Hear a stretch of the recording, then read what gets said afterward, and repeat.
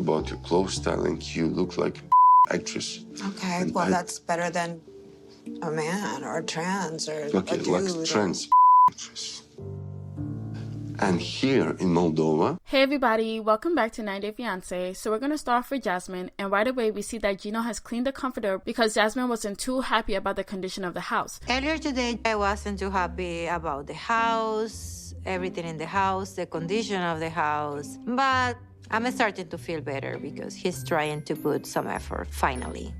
So Gino got to cleaning to make her feel better, and Jasmine then tells Gino that she has a surprise for him, and she leaves and comes back out with the whole nurse outfit just for Gino. And Gino is killing me with his reaction. I don't think he knows how to flirt, like, at all. And the way he's smacking her implants has me dying. Whoa, look at you.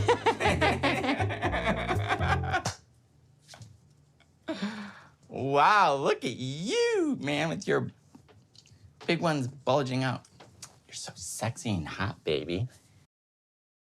So Jasmine gives Gino his outfit, and it seems like they're about to roleplay. So Gino comes out, and Jasmine has all the instruments that they're about to use for this surgery. Yes. And then you move to the biggest tool. I mean, I definitely can try. I don't have the most steady hand, but I can certainly try. I am ready, doctor. And I don't know how they can do it in front of the cameras, but with some of the angles that they're getting, I'm starting to feel like I'm the creep and I'm watching them like when they're getting intimate. So they get into it, and Jasmine and Gino are really getting down with this whole role play thing. But Coco isn't having any of it, and he jumps on the bed. So Gino kicks him out and says to give them a minute, and Jasmine's like, a minute? And that had me cracking up, because obviously no girl would just want a minute. Just give us a minute. But after they kick out Coco, they continue having the fun until we get kicked out as well. So it's the next day, and Jasmine tells us that they had a great night last night. And now she's no longer a virgin for the second time, because, you know, she got her hymen reconnected by the surgery.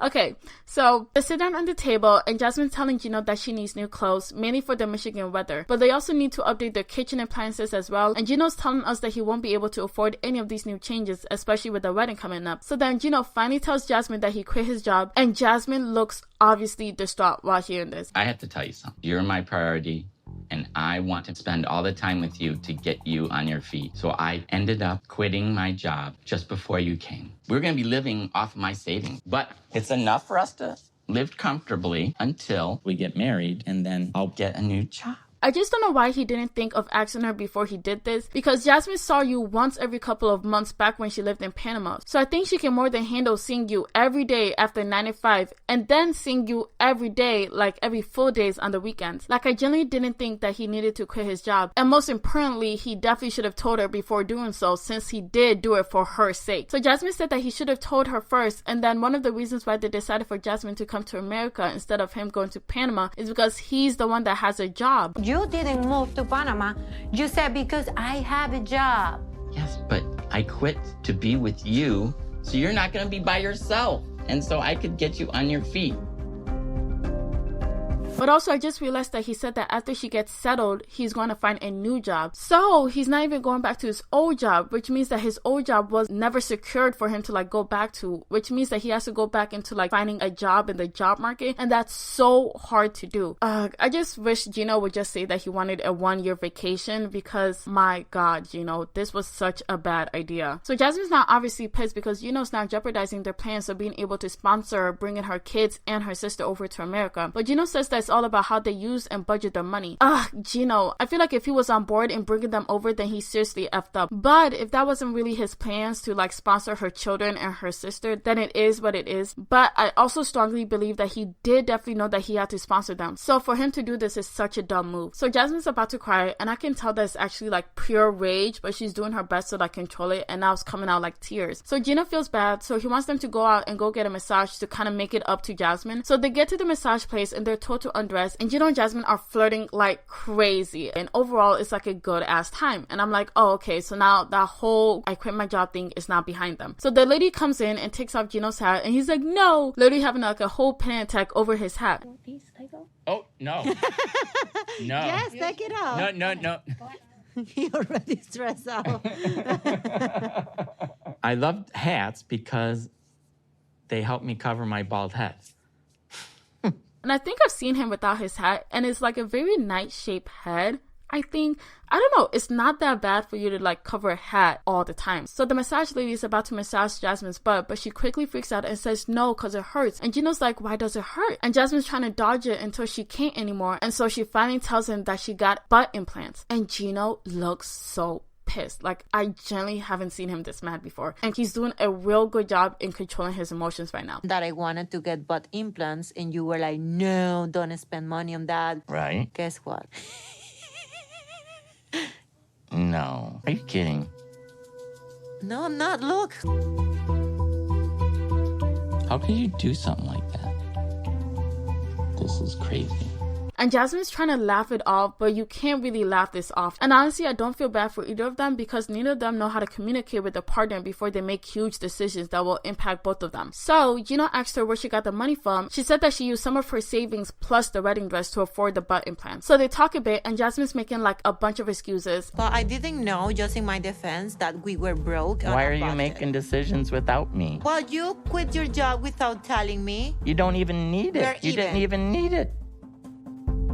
And blah blah blah. Gino just can't stand to hear it anymore. And so he's grabbing all her stuff and he's leaving, and Jasmine's making her face like she's about to cry. And good, cry, because what the fuck, Jasmine? Anyways, Gino grabs his stuff and leaves, and Jasmine lets us know that the remaining $2,000 came from an ex-boyfriend, Dan. Like, Jasmine, why didn't you tell him this all at once? Like, it was bad news. You already knew it was bad news. You should have said all the bad news all at once. And now she better find the right time to tell him, because the option of not telling him is out the door, because she already said it on TV. Ugh, she makes me mad sometimes. So that's the end of her episode. We're gonna move on to Nikki. Okay, so Nikki's packing her last stuff before she goes to the airport for Justin and Igor. Her friend Chanel comes over, and Nikki tells her how excited she is. So Nikki tells us that it's been around 9 months since she last seen Justin and Igor, and she can't wait to see him again. So she said that they have a few issues in their relationship, and the only way to fix it is by fixing it physically with him. Okay. So they're heading to the airport, and we hear from her friend that every time Nikki and her talk about Justin, Nikki always tells her how great their time was, and then boom, they have a fight. Like, they're always fighting at the end of everything they do. And to me, that doesn't seem like a great relationship, and her friend thinks so as well. When Nikki talks to me about Justin, it's mostly negative. It's like, yeah, we had a nice time,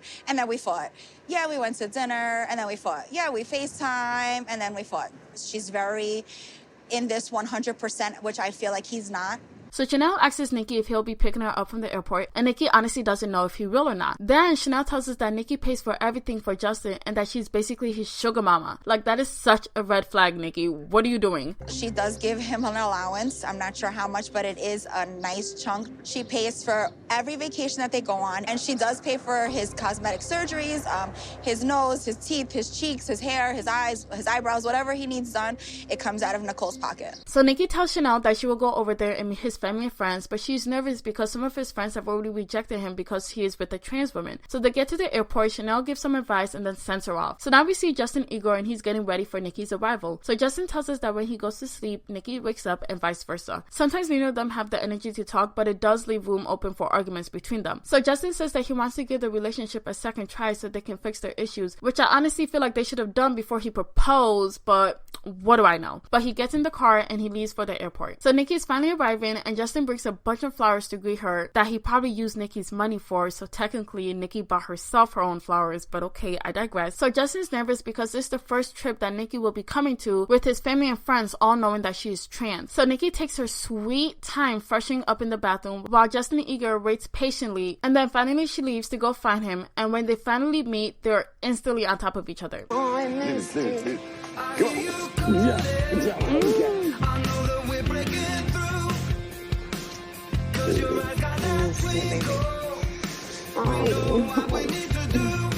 So Justin Igor officially introduces Nikki as his fiance, but the kiss that they did was so weird to watch. It was like somebody was pointing a gun to his head and they were like, kiss her. Oh. So they're leaving, and Nikki and Justin immediately get sexual. I'm like, oh, they're probably gonna do this a lot. What feeling I had was a tingly feeling between my legs that I need something more, you know, like I just got here. Food. Yeah, food. and more. So they finally head out and they're just reminiscing about everything and they just seem so happy. So Nikki asks who will be coming to the engagement party and he said it won't be a big party but just very close friends. And Nikki kind of looks disappointed when he said that. But wouldn't you prefer people you like that like you back instead of people that don't like you for who you are? Like, come on. So Justin says that the whole thing is very stressful for him to bring his trans fiance to Moldova. So they go to a cafe but Justin can't relax because he thinks everyone's looking at Nikki and knows that she's trans. Makes me nervous a little bit because I see some attention from people to look at Nikki and like, who is she?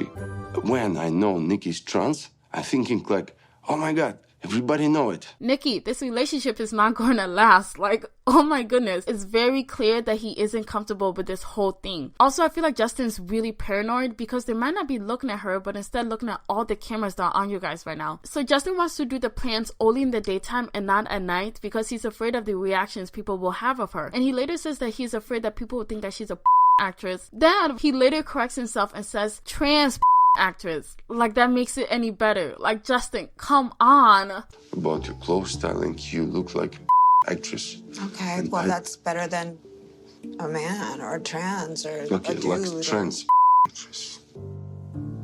And here in Moldova, So Nikki's really turned off by this because she says that she got a whole different face, body, and even voice than before when she was here 17 years ago. So she doesn't understand what the problem is. But she also says that they're leaving to go back to America, so he shouldn't even care what people think because he'll be leaving soon. But Nikki tells us that she thinks the reason why Justin Ego refuses to take her out at night is because he might have someone that he sees like at one of his nightclubs and he's trying to hide her from her. And you know what? I could definitely see that happening because he just looks so uncomfortable with her. Like, I don't know why either of them are pursuing this. So then the day ends there and that's the end of the episode. So I'm going to do Sophie and Ashley in my next video. Thank you so much for watching. Please like and subscribe and bye.